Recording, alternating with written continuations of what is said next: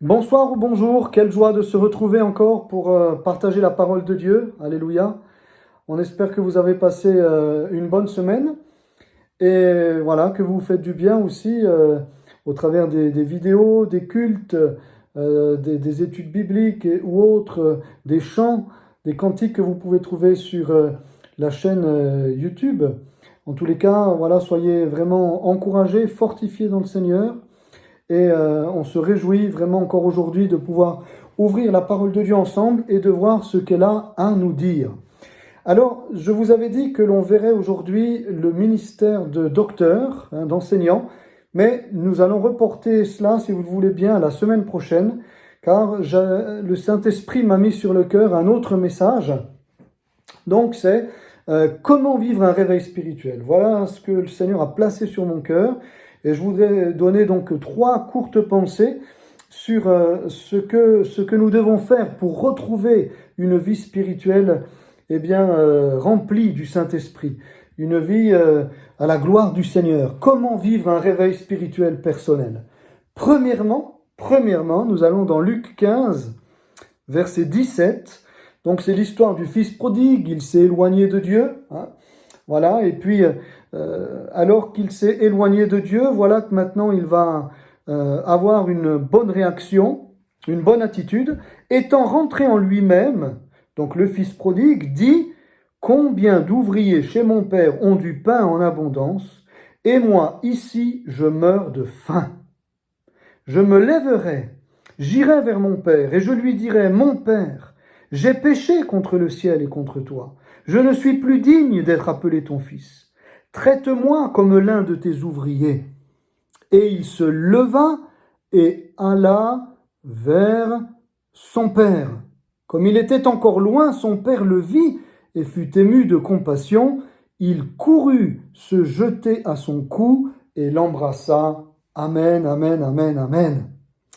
Premièrement, frères et sœurs, chers amis, si vous avez maintenant, perdu peut-être cette flamme, perdu ce premier amour, si peut-être vous vous apercevez que dans votre vie ce n'est plus comme avant.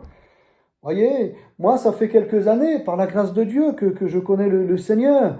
Mais c'est vrai que, il y a eu parfois dans nos vies comme des piqûres de rappel à faire, voyez, pour retrouver ce premier amour. Oh, non pas que nous nous étions éloignés de Dieu, non pas que, que nous ayons abandonné la foi ou que nous ayons suivi un chemin de péché, non, mais notre amour,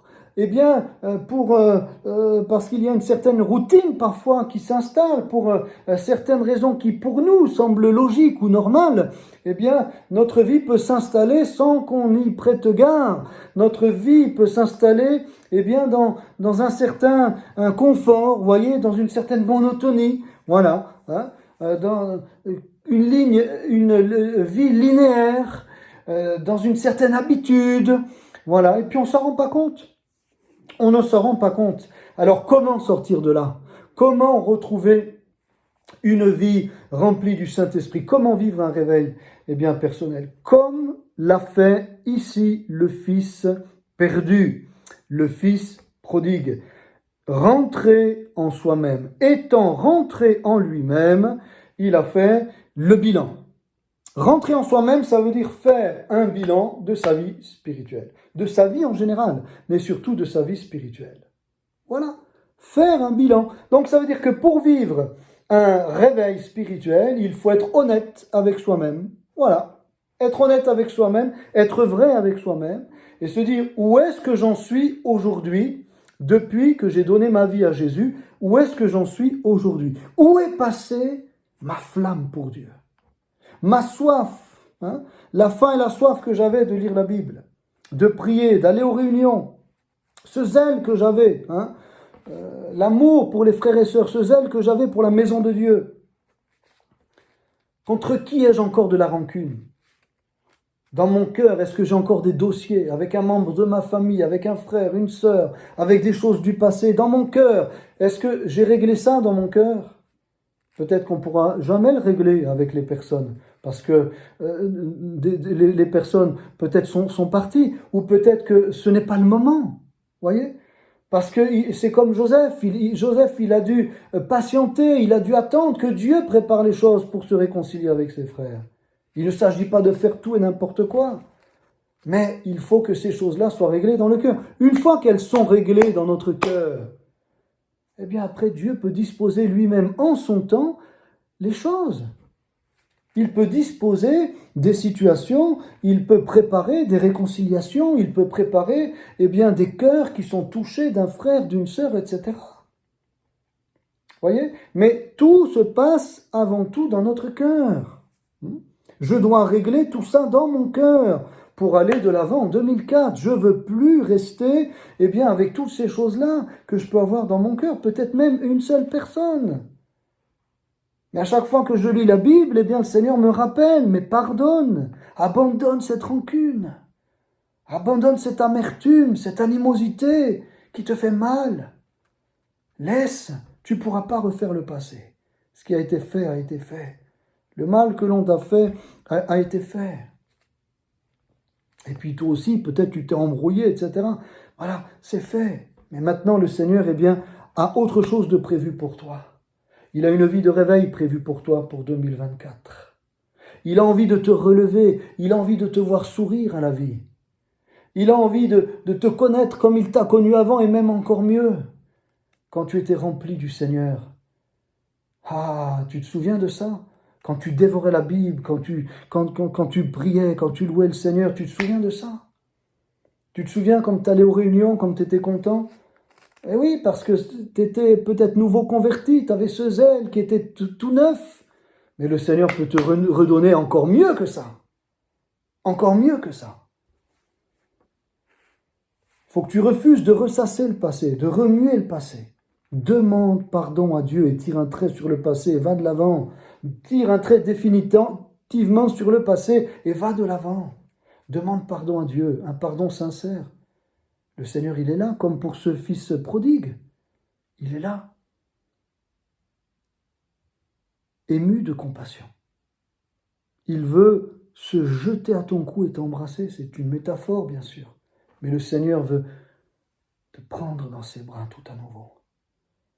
Le Seigneur veut te serrer dans ses bras. Le Seigneur veut te faire goûter combien il t'aime. Son amour, sa douceur, sa compassion, son intérêt pour toi, cette amitié qu'il a pour toi. Ah, c'est tellement beau. C'est tellement beau. Alors, il faut faire un bilan.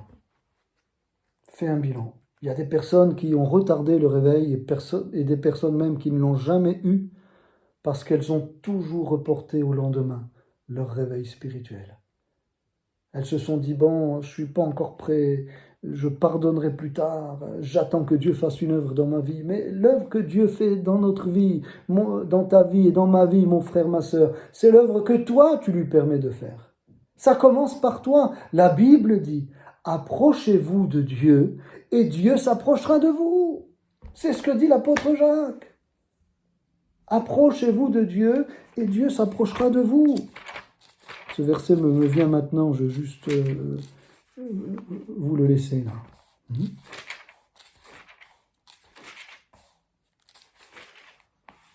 Jacques chapitre 4 verset 8. Approchez-vous de Dieu et il s'approchera de vous.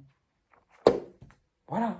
Et quand tu t'approches de Dieu, tu ne peux pas rester avec des rancunes, avec des dossiers, tout ça, dans ton cœur, avec de la haine. Non. Fais comme Joseph, pardonne. Et tire un trait sur le passé. Ouais, mais ils m'ont pas demandé pardon. Ouais, mais elle m'a pas demandé pardon. Il m'a pas demandé pardon. Et alors, le Seigneur le fera ce travail dans son cœur. Mais toi, laisse le Seigneur nettoyer ton cœur. Des choses que tu n'as pas supportées, qui t'ont marqué, qui t'ont fait mal, qui t'ont blessé, qui t'ont aigri, qui t'ont traumatisé.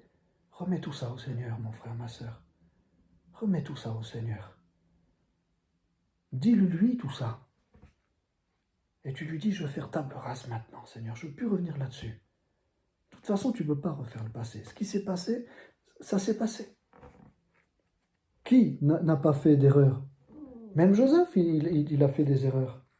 Même Joseph. Est-ce que c'était sage qu'il dise comme ça devant tous ses frères ses songes? Est-ce qu'il n'était pas plus sage qu'il en parle à son père?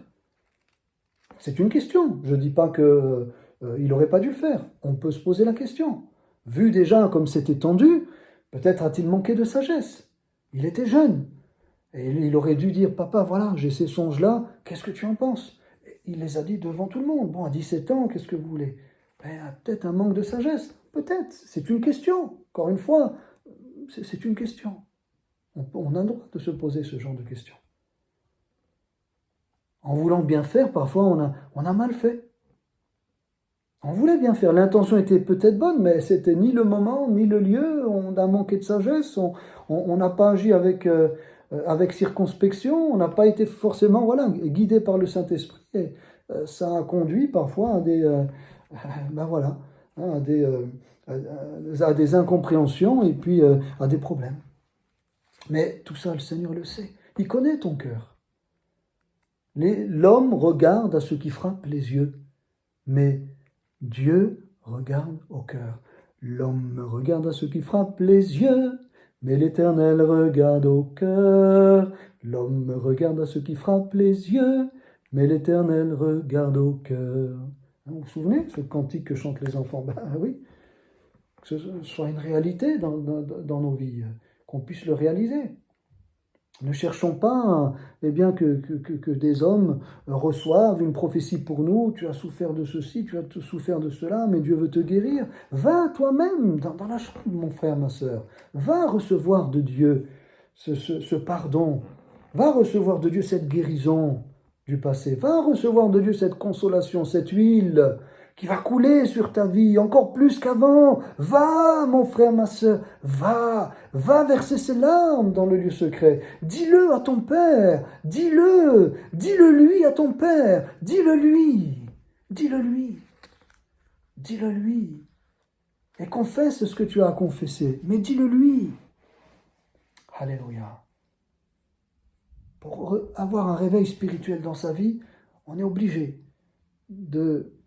d'avoir un œil sur le rétroviseur et de se dire, tiens, voilà, qu'est-ce qui s'est passé? Qu'est-ce que je garde encore là de mon passé dans mon cœur?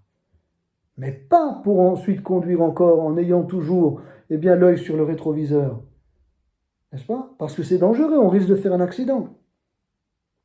Le rétroviseur, on le regarde et puis pour voir s'il n'y a personne derrière, si on peut dépasser, etc.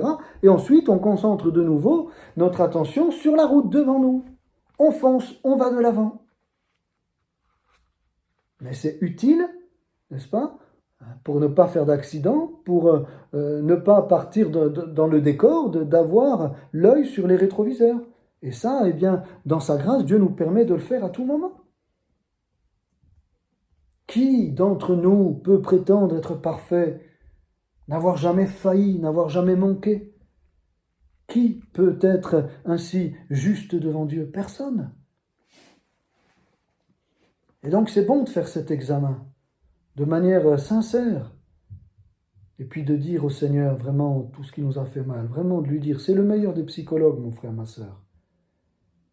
Ah oui, moi je ne comprends pas qu'il y ait des personnes qui courent toujours après celui-ci, celle-là, etc. Et ils reviennent toujours dans le même état.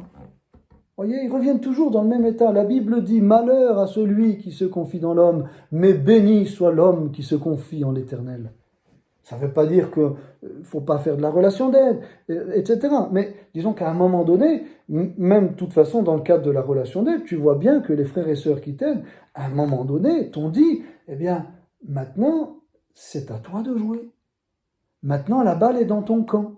C'est entre toi et le Seigneur.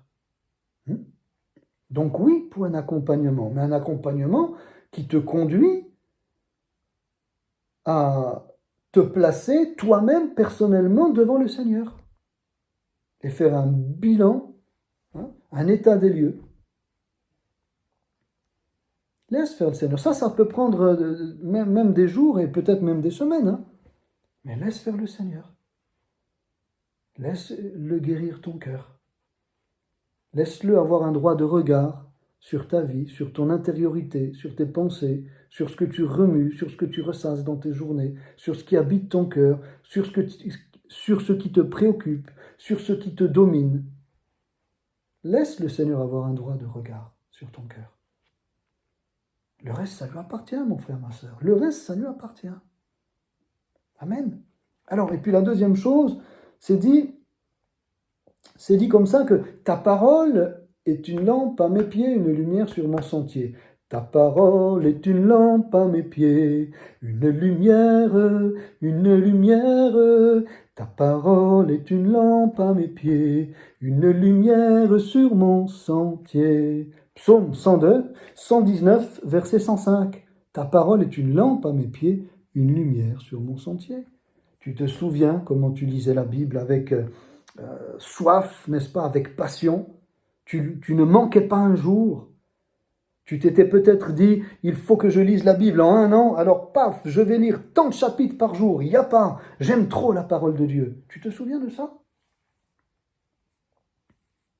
Moi, je me souviens quand le Seigneur m'avait touché comme ça, eh bien, dans ma jeunesse, j'avais tellement envie de lire la parole de Dieu que je m'étais dit justement cela.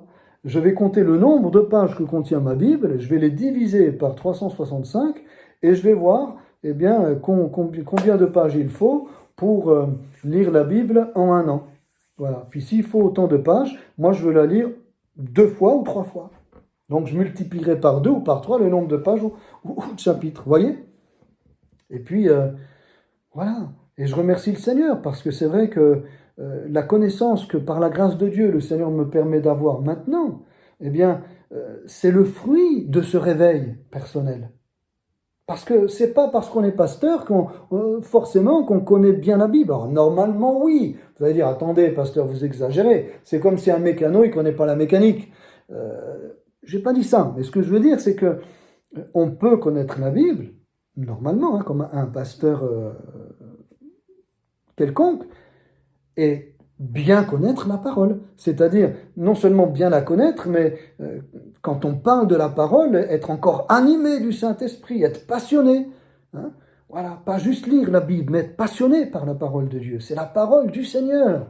Être passionné par ce qu'il nous dit, parce qu'il nous apprend, parce qu'il nous révèle. Parce que quand on lit la Bible, on ne lit pas un livre. Quand on ouvre la Bible, qu'est-ce qu'on fait? On se met devant Dieu qui nous parle. Eh oui, parce qu'elle est inspirée de la Genèse à l'Apocalypse. Ce livre est inspiré. Donc c'est comme si tu as le Seigneur devant toi, et quand tu lui parles, eh bien tu as des réponses dans la parole de Dieu. Tu as l'Esprit de Dieu qui est là et qui te parle.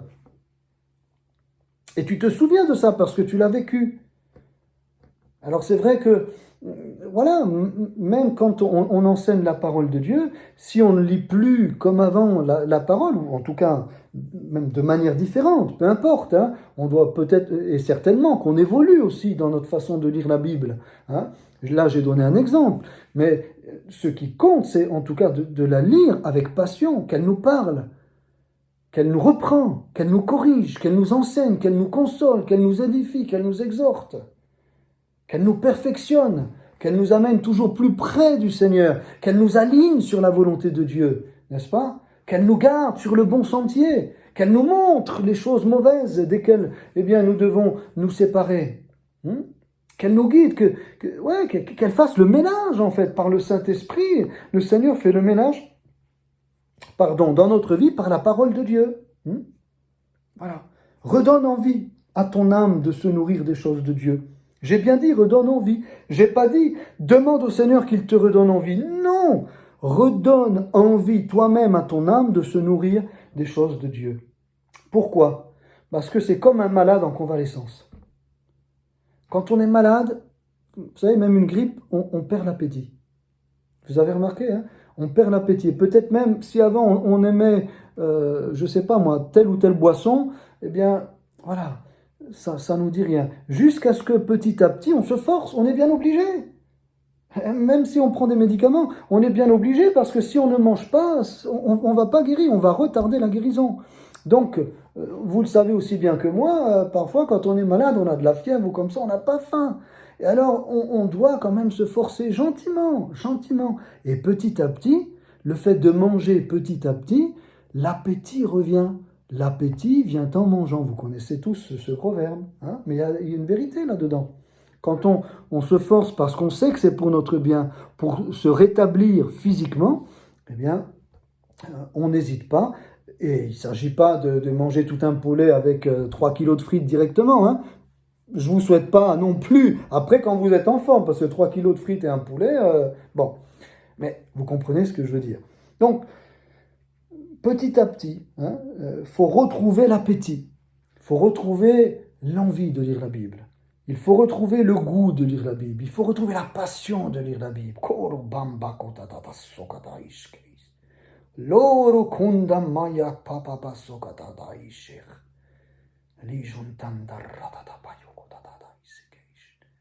Retrouvez le goût de lire la parole de Dieu. Oh, alléluia. Peut-être, eh bien, tu es là et tu entends ce message et tu te dis, j'ai perdu, pasteur, j'ai perdu cet amour pour la parole. Mais le Seigneur veut t'encourager, mon frère, ma sœur. Le Seigneur veut t'encourager et te dire, rien n'est fini, rien n'est définitif. Mon enfant, viens goûter à mon plat, viens goûter à mes plats, viens goûter à ma parole. Je redonnerai goût à ta vie, je redonnerai goût à ta vie. Mais viens goûter à nouveau à ma parole. Viens goûter à ces plats succulents que j'ai réservés pour ta vie. Viens, mon enfant. Viens, mon enfant. Viens, mon enfant. Alléluia. Oh, réponds, mon frère, ma sœur. Réponds, mon frère, ma sœur, à ces paroles de l'Esprit. Viens. Viens. Tu es en convalescence spirituelle. Mais vas-y, viens. Reprends, gentiment, reprends. L'évangile de Matthieu. Reprends, mon frère, ma sœur. Reprends tout doucement, tout doucement, tout doucement. Reprends.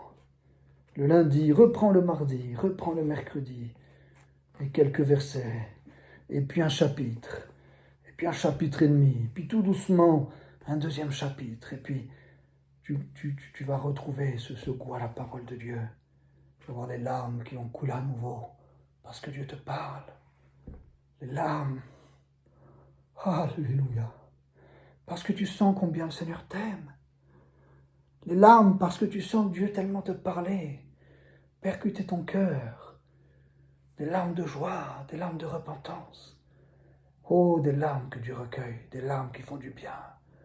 Des larmes qui guérissent, des larmes qui purifient. Des larmes qui font du bien. Des larmes qui viennent de ton cœur. Alléluia. Reprends doucement, mon frère, ma sœur. Le Père te tient la main. Alléluia, il est là à tes côtés.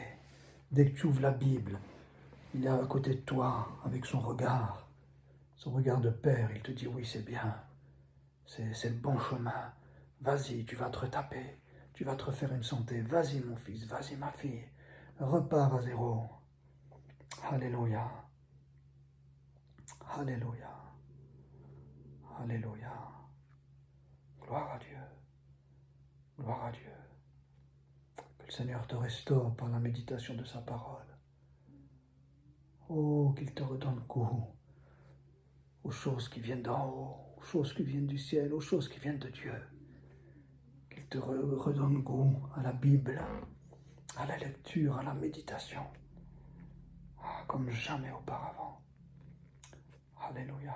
Comme dit ce cantique, tu peux naître de nouveau, tu peux tout recommencer, balayer ta vie passée et repartir à zéro, avec Jésus pour berger. Et repartir à zéro, avec Jésus pour berger. Tu peux tout recommencer, tu peux recevoir sa paix, car Jésus a tout payé.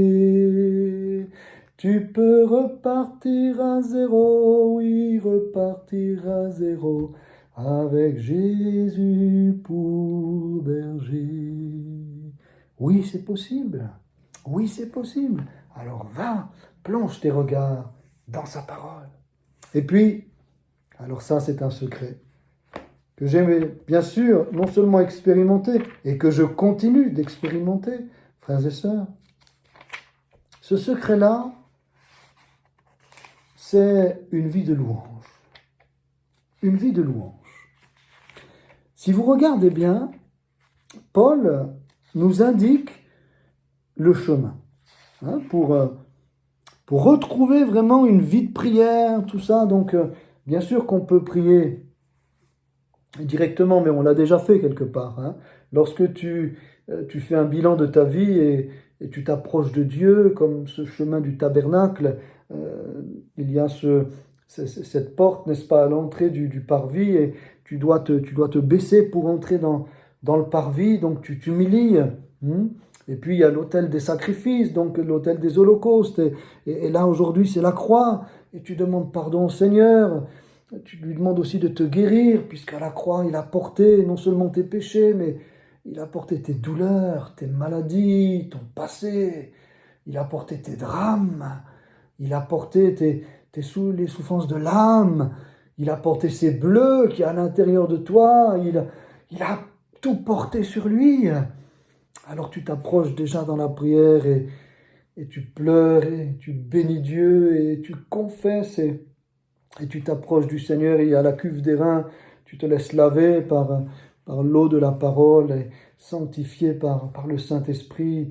Bien sûr, le sang de l'agneau qui te purifie de tout péché parce que tu les as confessés et tu trouves là un avocat auprès du Père, tu trouves là Jésus. Mais il y a aussi ce temps où tu veux ouvrir ta bouche pour le louer, où tu te dis, je ne mérite rien, mais je veux le louer. Je veux élever ma voix et je veux le louer. Éphésiens 5, 18, ne vous enivrez pas de vin, c'est de la débauche. Soyez au contraire remplis de l'Esprit. Soyez au contraire remplis de l'Esprit. Et il nous dit comment? Regardez, entretenez-vous par des psaumes, par des hymnes et par des cantiques spirituels, chantant et célébrant de tout votre cœur les louanges du Seigneur. Rendez continuellement grâce à Dieu le Père pour toutes choses, au nom de notre Seigneur Jésus-Christ. Il y a ici, j'aime pas le mot recette, mais ici je vais quand même le prendre. Il y a ici comme un chemin à suivre, comme une recette, oui, comme une exhortation, comme vraiment une directive. Voilà, comme moi je l'appelle aussi un mode d'emploi. Parce que nous devons savoir, quelque part, Paul nous dit ici comment. C'est pas juste de dire réveillez-vous, réveille-toi, toi qui dors. Ok, mais on dit mais comment, Seigneur? Alors, j'ai fait un bilan de ma vie, honnête. Confesser ce que j'avais à confesser. Demander aussi, au Seigneur de guérir mes plaies. Je fais un bilan de ma vie. J'ai regardé dans le rétro, voilà, j'ai remis ça devant Dieu, et vraiment c'est réglé. Je me suis remis à lire la Bible. Mais est-ce qu'il y a aussi autre chose? Oui, il nous dit les cantiques. Chante au Seigneur. À partir du moment où tu commences à chanter à Dieu, il y a un esprit de louange qui vient sur ta vie et là, il y a l'onction de Dieu qui descend. Un cœur à cœur. C'est plus simplement des listes. Attention, je ne dis pas qu'il ne faut pas faire des listes, parce qu'on ne doit pas oublier, comme disait Billy Graham. Billy Graham disait, je prie la Bible dans une main et le journal dans l'autre. Voilà, j'entends, on doit aussi se laisser conduire par l'Esprit. Je prierai par l'Esprit, dit Paul aux Corinthiens, mais je prierai aussi par l'intelligence, avec l'intelligence. Donc, je ne méprise pas, je ne dis pas qu'il ne faut pas faire de liste pour se souvenir. Moi-même, on a des sujets. C'est pas ce que je veux dire. Mais je veux dire qu'il y a plus que cela. Voilà, il y a cela, mais il y a plus que cela. Et dans l'esprit, ce cœur à cœur avec Dieu, ce cœur à cœur avec le Père, c'est quelque chose de magnifique. Aussi magnifique d'apporter nos sujets, nos requêtes, nos besoins personnels et tout. Mais chante et l'onction viendra. Chante et l'onction viendra. Prends un recueil de cantiques, on a tellement de beaux recueils. J'aime, par exemple, dans la présence du Seigneur, DPS, Cœurs et cantiques, les ailes de la foi, peu importe, il y en a pour tous les goûts, pour tous les âges, pour toutes les générations. Prenons.